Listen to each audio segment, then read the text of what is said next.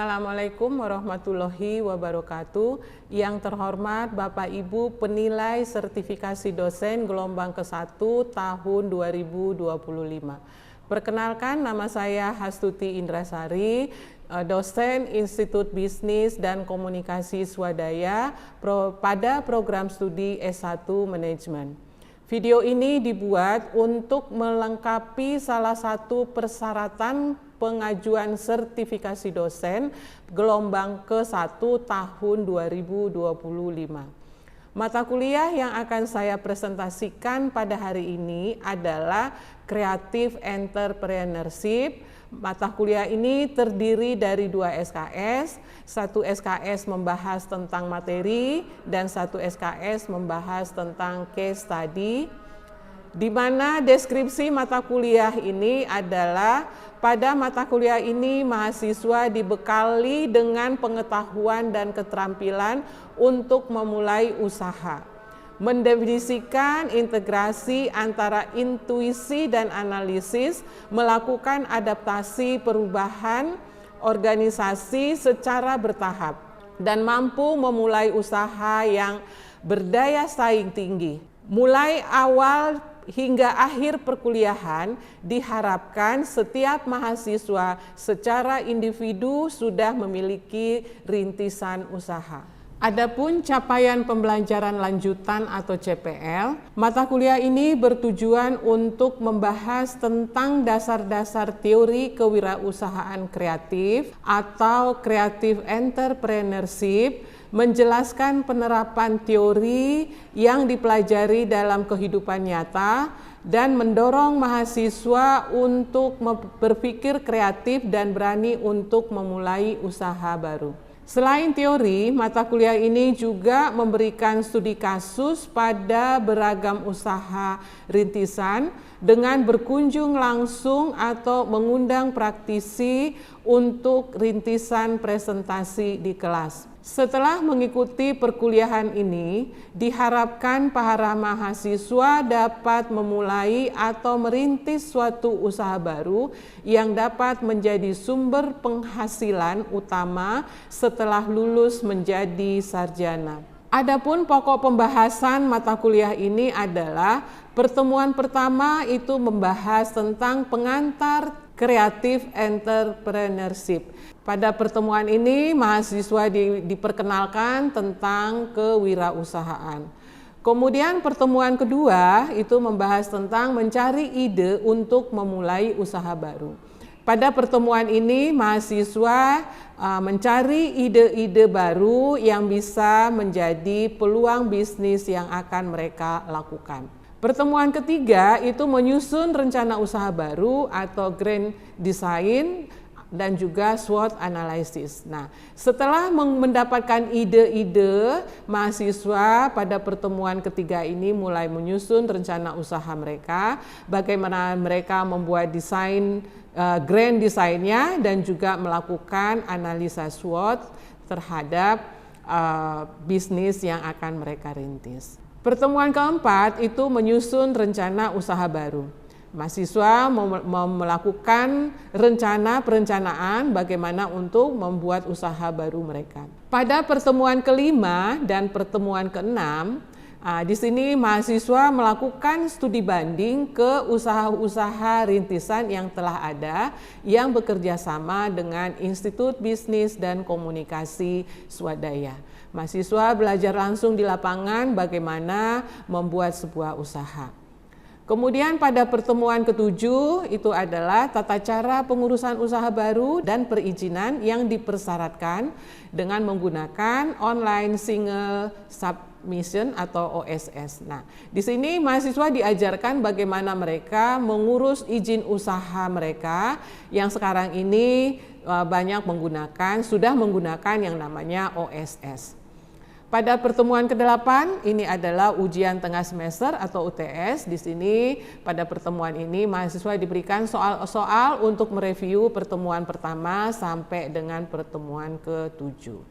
Pada pertemuan ke-9 di sini membahas tentang menyusun strategi pemasaran, membuat penawaran dan mencari pelanggan. Nah, Pada pertemuan ini mahasiswa belajar tentang bagaimana melakukan strategi pemasaran dan juga membuat penawaran kepada si pelanggan. Pada pertemuan 10 ini adalah membahas tentang pengiriman barang atau pelayanan pelanggan dan penagihan atau penyelesaian pembayaran. Nah, pada pertemuan ini mahasiswa diajarkan tentang bagaimana pengiriman barang kepada konsumen.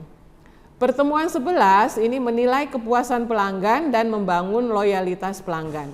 Kemudian pada pertemuan 11 ini mahasiswa belajar tentang bagaimana kita menilai kepuasan daripada pelanggan kita terhadap produk-produk yang kita jual kepada si pelanggan kita. Kemudian pertemuan ke-12 itu adalah latihan atau studi kasus tentang melayani keluhan pelanggan dan bagaimana menyelesaikan masalah daripada keluhan-keluhan daripada pelanggan.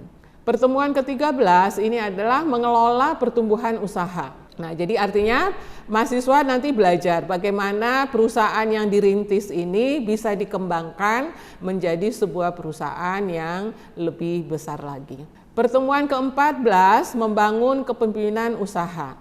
Jadi di sini mahasiswa juga diajarkan bagaimana memimpin sebuah usaha dengan berbagai macam karakter daripada pelanggan maupun daripada SDM yang ada di dalam perusahaannya. Pertemuan ke-15 menjaga kualitas barang dan pelayanan pelanggan. Dan yang terakhir pertemuan 16 adalah ujian akhir semester atau UAS. Adapun metode pengajaran yang digunakan pada mata kuliah ini, pertama itu adalah pemaparan materi di ruangan kelas, kemudian juga ada diskusi kelompok, karena nanti mahasiswa akan dibagi beberapa kelompok dengan membahas tema-tema yang menyangkut tentang entrepreneurship. Kemudian ada tugas individu, kemudian juga nanti ada kunjungan ke perusahaan-perusahaan rintisan untuk memperkenalkan mahasiswa dengan dunia usaha. Daftar pustaka yang digunakan dalam proses pembelajaran ini itu ada buku dari Whittington, Digital Innovation and Entrepreneurship, kemudian ada Istrinya Ningsih tentang bukunya berjudul Kewirausahaan. Ini buku ajar untuk mahasiswa yang diterbitkan oleh PT Tribudi Pelita Indonesia. Kemudian ada buku karangan Andita Imam Basri. Ini adalah bahan ajar ekonomi kreatif, Prodi Manajemen, Fakultas Ekonomi. Dan juga ada beberapa buku pendukung yang juga kami gunakan yang dikeluarkan oleh Kementerian Investasi BKPM, kemudian juga ada Kementerian Hukum dan HAM, dan juga ada dari YouTube untuk proses pembelajaran. Kemudian selanjutnya adalah aspek penilaian. Aspek penilaian terdiri dari absensi itu berbobot 10%. Ini adalah untuk menilai kehadiran daripada mahasiswa. Kemudian tugas ini terdiri dari tugas kelompok ataupun tugas secara individu, itu nilainya 20%. Kemudian ada UTS bobotnya 30% dan UAS bobotnya 40%. Berikut ini adalah contoh video pembelajaran yang akan dilakukan di dalam kelas. Assalamualaikum warahmatullahi wabarakatuh. Waalaikumsalam warahmatullahi wabarakatuh. Gimana kabarnya hari ini? Sehat? Alhamdulillah sehat. Hari ini kita membahas tentang menyusun rencana usaha baru, ya. Ini adalah merupakan pertemuan yang ke-6. Kita membahas tentang menyusun rencana usaha baru atau grand design dan SWOT analysis. Nah, kalau kita bicara business plan, ini adalah bagaimana seseorang itu mau membangun sebuah bisnis. Jadi pertama yang harus kita lakukan adalah bagaimana kita bisa membuat bisnis plan-nya. Karena kalau bisnis plan-nya ini belum kita buat, belum tentu bisnis yang kita mau jalankan ini bisa berjalan dengan baik. Pertama yang kita lakukan adalah bagaimana kita mencari ide. Nah, jadi kalau kita mau memulai bisnis, diawali dulu dengan mencari ide. Nah, ide itu ada di sekitar kita, jadi nggak usah cari ide yang terlalu jauh. Nah, kalau idenya sudah ada, baru kita susunlah yang namanya strategi bisnis itu, bagaimana kita menyusunnya. Kita susun strateginya. Kemudian kita tentukan target pasar. Jadi kita coba ambil pasar yang kecil aja dulu. Ya, kita ambil pasar yang kecil, itu adalah untuk menentukan target pasar kita. Sehingga kita harus menentukan pasar mana yang akan kita cari. Kemudian kita juga harus menentukan masalah biaya, pengelolaan biayanya, dan juga bisa mencari investor kalau ini menyangkut masalah permodalannya.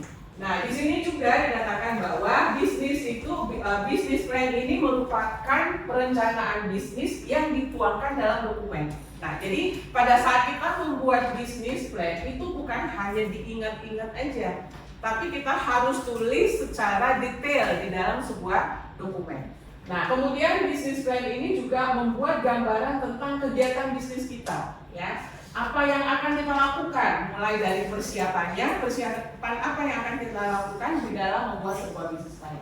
Kemudian potensi keuntungan apa? Nah, keuntungan itu adalah merupakan salah satu semangat bagi seorang pebisnis untuk melakukan bisnis, ya. Nah, tadi dikatakan bahwa di dalam membuat bisnis plan tadi itu harus pakai dokumennya. Jadi jangan hanya diingat-ingat aja. Jadi kita buatkan dokumennya. Nah, dokumen apa yang harus kita buat? Pertama itu adalah tentukan visi misi bisnis dulu. Nah, ini penting. Nah, sehingga pada saat kita membuat bisnis ini, kita harus tahu tujuan kita ke depan apa. Mau seperti apa di bisnis ini yang akan kita kelola. Karena bisnis itu kan nggak hanya berlaku untuk jangka pendek, tapi kita mengharapkan itu adalah bisnis ini bisa untuk jangka panjang. Nah, cara menyusun visi misinya apa? Buat dulu pernyataan visinya itu harus jelas dan inspiratif. Nah, kemudian kita tentukan nilai-nilai utama yang ingin diterapkan di dalam bisnis kita. Lalu kita jelaskan juga bagaimana bisnis ini berdampak kepada pelanggan dan masyarakat. Nah, itu yang harus kita buatkan di dalam visi misi. Nah, yang kedua kita lakukan adalah melakukan riset pasar. Apa sih yang dibutuhkan oleh pelanggan? Ya kan? Pelanggan apa sih butuhnya sekarang? Nah, kemudian kita lihat juga di pasar ini persaingan kita siapa? Nah, kita juga harus tahu tuh persaingan kita supaya nanti kita bisa membuat sebuah produk yang melebihi dari pesaing-pesaing kita. Kemudian juga peluangnya. Peluangnya ini bagus nggak, bermanfaat nggak untuk bisnis kita? Ya, jadi kita juga harus lihat peluangnya. Nah, langkah-langkah riset apa yang harus kita lakukan di pasar? Pertama, kita melakukan identifikasi target pasar berdasarkan demografi, geografi, dan psikografi. Nah, jadi artinya kita harus mengidentifikasi pasar. Kalau kita misalnya, saya mau target pasar saya itu adalah misalnya anak remaja misalnya, umur berapa? Misalnya umur remaja itu berapa sih? 13 sampai 17 tahun. Kebutuhannya apa nih? Ya kan? Nah, itu juga merupakan target pasar. Nah, jadi yang menentukan target pasar itu adalah kita sebagai pebisnis, ya kan? Kemudian yang kedua, kita melakukan analisis pesaing. Nah, kita harus lihat tuh apa kelebihan dan apa kekurangan, ya kan? Dari bisnis kita. Kemudian lalu kita gunakan metode survei. Survei itu bisa dilakukan dengan berbagai macam, contohnya bisa melakukan dengan wawancara atau dengan sekarang ini dengan teknologi juga sudah ada kan, pakai G-form dan sebagainya. Itu adalah sarana yang bisa digunakan untuk melakukan sebuah survei di pasar. Selanjutnya yang perlu kita perhatikan adalah yang ketiga adalah tentukan struktur bisnis. Ya, nah struktur bisnis ini adalah dilihat dari segi hukumnya. Karena kalau kita berbisnis harus legal ya, berarti kita harus urus yang namanya izin-izin daripada bisnis itu sesuai ketentuan yang berlaku di negara kita ini. Ya. Nah, kemudian kita tentukan dulu struktur bisnis kita apa. Apakah kita mau perusahaan perseorangan atau bisa juga kemitraan, ya kan? Kemitraan itu apa? Bisnis ini bekerja sama dengan pebisnis lain. Nah, sekarang kan udah banyak nih kayak franchise itu masuk ke kemitraan. Atau bisa juga struktur bisnis kita ini PT. Nah, kalau PT ini biasanya kalau perusahaan yang udah besar dan modalnya juga sudah besar. Jadi nanti tentukan dulu struktur bisnis kita apa karena ini menyangkut kepada segi hukumnya. Nah, yang keempat kita lakukan adalah melakukan analisa SWOT. SWOT itu adalah strength, weakness, opportunities, dan threats. Nah, ini adalah membantu kita untuk memahami bagaimana bisnis kita ini punya kelemahan apa, punya kekuatan apa, kemudian juga kita punya peluang apa dan ancaman apa yang kita hadapi di dalam menjalankan bisnis ini. Jadi artinya SWOT ini bukan hal yang harus dibuat secara besar-besaran gitu, apalagi kalau misalnya kita bisnisnya masih kecil, tapi tetap dibuatkan SWOT-nya itu secara sederhana. Ya. Nah, apa yang dilakukan di dalam analisa SWOT? Pertama, tentukan kekuatan bisnis kita apa. Kemudian kelemahannya apa? Nah, kelemahan inilah nanti yang harus kita perbaiki untuk menjadi sebuah kekuatan. Kemudian peluang pasar kita apa? Kemudian ancamannya apa? Nah, ancaman ini itu lebih kepada menghambat daripada bisnis kita. Contoh kemarin rupiah misalnya sampai 16.000 sekian, itu juga menjadi ancaman bagi bisnis, ya kan? Nah, itu juga kita harus memperhatikan ancaman itu. Kemudian yang kelima itu adalah buat rencana operasionalnya. Nah, kemudian apa yang harus kita rencanakan di dalam membuat rencana operasional? Nah, tentukan lokasi strategis, karena lokasi ini juga bisa menentukan sukses atau gagalnya sebuah bisnis. Nah, kemudian buatkan struktur organisasinya, ya, kita buatkan struktur organisasi. Kalau bisnisnya masih kecil, ya buatlah sederhana aja. Ya, tapi pada saat nanti bisnis ini sudah besar, otomatis strukturnya juga mengikuti perkembangan bisnis yang sudah besar. Nah, kemudian buatkan jadwal operasionalnya dan strategi logistik yang efisien. Jadi artinya bisnis ini kan berkelanjutan, ya, harus dibuatkan jadwal operasionalnya. Nah, selanjutnya yang harus kita buat di dalam bisnis plan itu adalah menyusun rencana keuangan. Nah, ini sangat penting, ya kan? Nah, apa yang kita lakukan? Proyeksikan pendapatan dan pengeluaran kita. Kemudian modal awal dan sumber pendanaannya. Nah, biasanya modal awal ini itu biasanya ditentukan pada saat di awal kita membuka usaha. Modal awalnya dari mana nih, ya kan? Nah, apakah dari sendiri atau pinjaman, ya kan? Nah, itu nanti bisa masuk ke modal awal atau sumber pendanaan. Nah, kemudian kita juga harus membuat strategi BEP-nya, break even point. Nah, ini penting sehingga kita bisa tahu kita udah break even-nya itu di tahun keberapa. Terus yang ketujuh, tentukan strategi pemasaran. Nah, ini juga penting nih, strategi pemasaran, karena suksesnya sebuah bisnis itu lebih kepada pemasarannya. Karena ada orang bikin produk bagus tapi nggak mampu untuk menjual, marketingnya nggak bisa, gitu kan?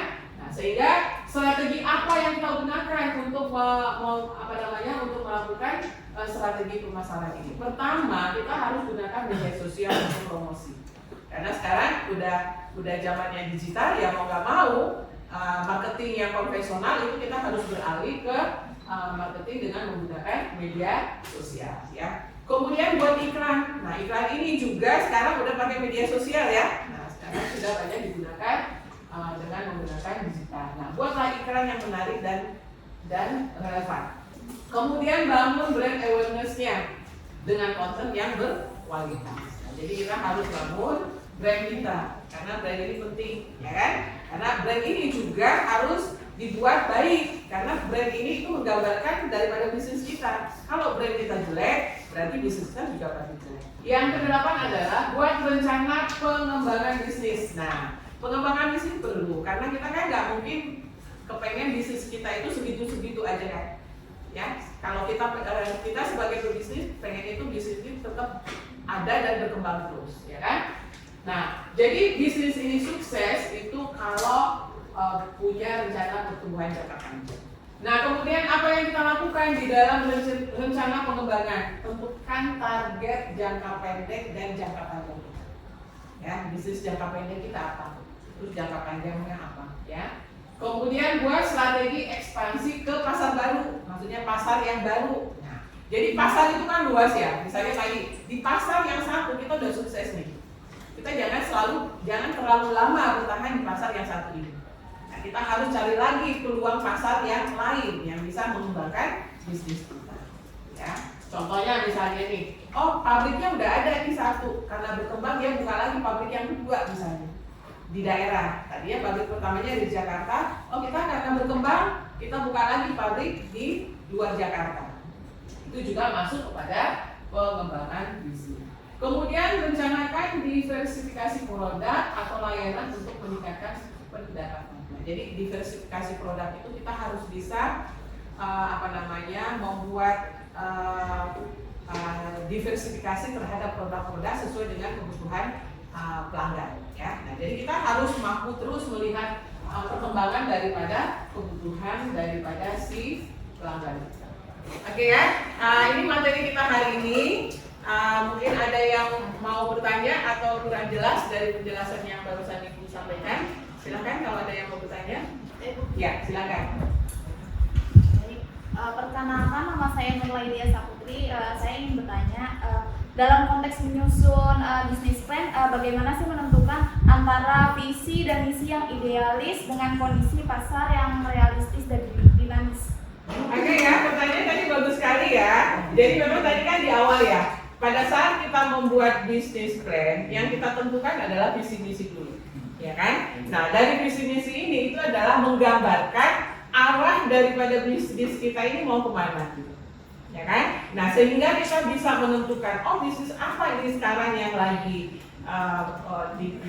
tren di masyarakat atau yang lagi dibutuhkan oleh masyarakat. Nah, jadi kita harus membuat visi misi ini dengan jelas dan harus tercatat dengan rapi gitu loh. Harus berdokumen, harus ada dokumennya.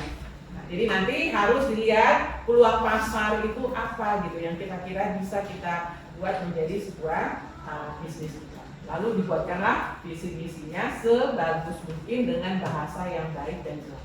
Nah, kemudian visi misi ini juga harus dibuat untuk jangka panjang. Ya, tadi kan ada kan di situ jangka pendeknya apa, jangka panjangnya apa gitu kan. Nah, jadi kita harus buat untuk jangka panjang. Nah, baru nanti untuk melaksanakan visi tadi itu kita menggunakan misinya, misi kita apa, sehingga tujuan daripada visi itu bisa tercapai. Oke ya, selanjutnya kita masuk ke sesi diskusi ya. Karena ini kalau membuat bisnis plan ini adalah memang sangat menarik sekali ya. Jadi coba kita diskusikan dengan bentuk kelompok-kelompok ya. Kemarin kan udah kita bentuk kelompok ya. Nah, jadi nanti masing-masing kelompok nanti bisa memaparkan apa bisnis plan yang akan kalian buat nantinya.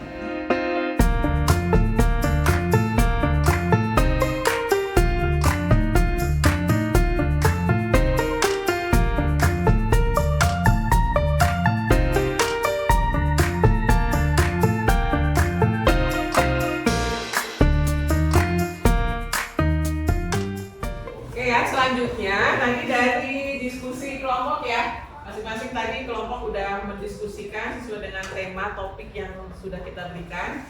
Nah, hari ini kelompok 1 akan memaparkan tentang hasil daripada diskusi kelompoknya.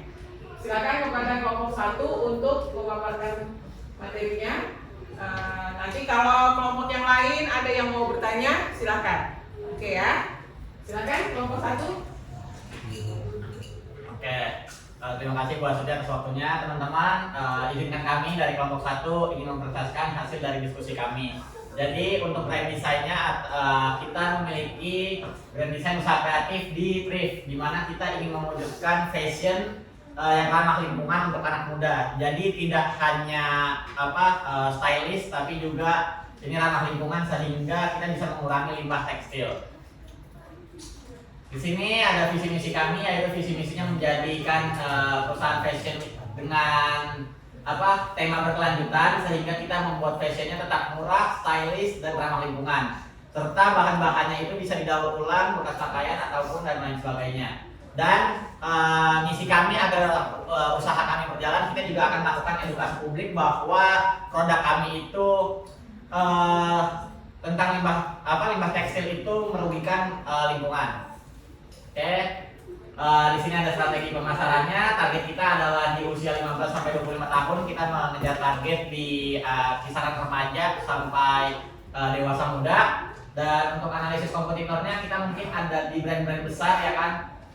Karena kita juga bakal baru dan untuk peluang pasarnya kita bisa bekerja sama dengan pemerintah, yaitu kita bisa mendapatkan regulasi yang mungkin lebih menguntungkan kita karena lingkungan juga menjadi bagian yang harus diperhatikan oleh pemerintah. Oke, untuk analisis SWOT-nya kita memiliki kekuatan di mana produk kami ini unik dengan harga terjangkau, jadi lebih murah daripada pesaing. Dan kelemahannya kita masih produksi manual karena kita belum memiliki biaya untuk mesin dan lain sebagainya. Opportunity-nya yang tadi sudah saya jelaskan bahwa kita bisa kolaborasi baik dengan pemerintahan ataupun dengan influencer. Dan tantangannya adalah kemungkinan besar adanya peniruan dari brand-brand besar. Gitu. Dan ini untuk struktur kita sedikit menjelaskan bentuk kita UMKM dengan latar bahan yang kita bertanggung jawab untuk memilih bahan yang berkualitas tapi balik lagi kita memilih bahannya dari daur ulang sehingga mengurangi limbah tekstil. Desainernya juga kita masih produksi manual dan di pemasaran kita menggunakan media sosial. Nah ini untuk aspek operasionalnya produksinya kita menggunakan bahan baku dari pasar loak ataupun donasi karena kita bahan-bahan yang daur ulang. Terus tekniknya kita ada teknik patchwork dan bondir, dan itu untuk pengemasannya kita juga mungkin menggunakan ekspedisi atau ekspedisi lainnya. Oke teman-teman, sekian presentasi dari kelompok kami. Jika ingin ada yang ditanyakan dipersilahkan. Saya Anjani dari kelompok 2. Tadi kan mengenai thrifting kan ya. Nah, kan thrifting tadi mau bantu lingkungan lewat pakaian bekas, tapi ngirim baju antar kota juga butuh bahan bakar dan kemasan. Menurut kalian itu tetap termasuk gaya hidup yang ramah lingkungan atau malah kontra? Oke, terima kasih Anjani dari kelompok 2 atas pertanyaannya. Untuk kemasannya kita juga menggunakan kertas daur ulang. Jadi untuk kemasan kemungkinan tidak terlalu kontradiktif. Dan jika untuk pengirimannya mungkin bahan bakar, ya benar itu menyebabkan polusi dan tidak ramah lingkungan juga. Tapi tetap kita usahakan dengan perkembangan adanya banyaknya mobil listrik terutama di Indonesia, mungkin kita bisa memilih ekspedisi yang sudah ada jasa tersebut. Seperti itu. Oke teman-teman, jika tidak ada yang ingin dipertanyakan lagi, kami dari kelompok 1 pamit undur diri. Wassalamualaikum warahmatullahi wabarakatuh. Demikianlah diskusi kita hari ini ya. Tadi kelompok 1 sudah memaparkan diskusinya tentang bisnis pakaian yang ramah lingkungan ya. Nah ini sangat menarik sekali. Nah semoga nanti kelompok-kelompok yang lain itu bisa membuat bisnis plan-nya lebih bagus lagi, karena kita harapkan dari bisnis plan ini bisa diwujudkan menjadi sebuah bisnis. Ya, tadi kelompok 1 bagus nih karena menyangkut ramah lingkungan ya. Nah, kita harapkan nanti kelompok 1 dari hasil daripada diskusi dengan kelompoknya ini bisa dijadikan sebuah bisnis yang real. Oke ya, dan itu juga nanti kelompok lain ya, supaya nanti dibuatkan bisnis plan-nya dan itu coba kita jadikan menjadi sebuah bisnis. Oke ya, karena nggak ada lagi pertemuan kita tutup hari ini ya. Kita tutup sampai di sini. Terima kasih. Kita applause untuk kelompok 1.